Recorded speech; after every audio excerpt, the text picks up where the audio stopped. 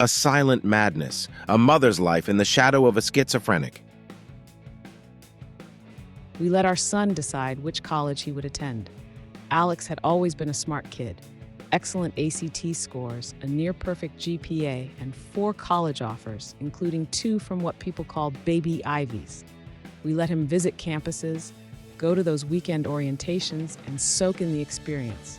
After his second trip, he came home with his decision made. He chose a school. I admit I had reservations. I scoured online reviews from other parents, and one thing stood out: the number of them who mentioned drugs. A lot of them. In fact, that was the #1 concern of the parents. This particular state had recently legalized marijuana as well. But Alex's dad and I didn't see the signs.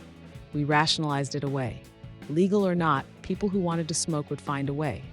Besides, we trusted Alex.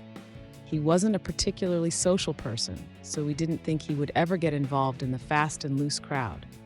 But since we did read those reviews, we figured we needed to have the drug talk. We spent 2 hours droning on, giving him the long version of our central theme: stay away from that stuff. Looking back, we were so naive. We thought that lecture was enough. What did we know about LSD? Psychedelics? Pills? Anything beyond marijuana, really? His father and I had never smoked a cigarette, let alone experimented with drugs. We thought we'd covered it, convinced ourselves that we had warned him about addiction and how it could ruin his life. And since we were the ones giving him a monthly allowance, how much trouble could he get into on a budget, right? With that talk out of the way, we spent the next few months in excitement, proud of our son, as he prepared to start his college journey. That excitement didn't last long. Alex's college journey was off to a rocky start even before he set foot on campus. He didn't have any form of identification for his flight. His passport had expired. The only option was to get him a driver's license. We scrambled, paying for driving lessons so he could take the test in time. The test was scheduled the day before his flight, and our town issues licenses the same day, so everything was riding on this. I started to have doubts the moment I let him drive us to the DMV. It wasn't smooth. In fact, it was downright scary. But I held on to hope, told myself it was nerves.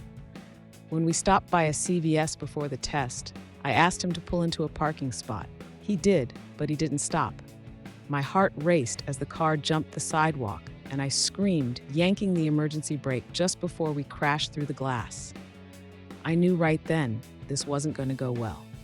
At the DMV, we watched as a girl came out sobbing, failing her test for the second time. My panic grew, but there was nothing to do but wait. Alex sauntered off with the instructor, and I collapsed into a chair. The second they drove off, I called Alex's dad and launched into a dramatic rant about how everything was riding on this license: his flight, his future, everything. When they returned, I couldn't read the instructor's face, and I knew better than to trust Alex's. It was fine. Desperate, I launched into a loud monologue about how this license was the key to his future. I still don't know if Alex passed on his own merits or if they felt sorry for us, but they gave him the license. I was so relieved that I let him drive home. But after a few close calls, driving on the wrong side of the road and missing turns, it was clear he wasn't ready. That license felt like a gift of pity. It didn't matter, though. He was getting on that plane.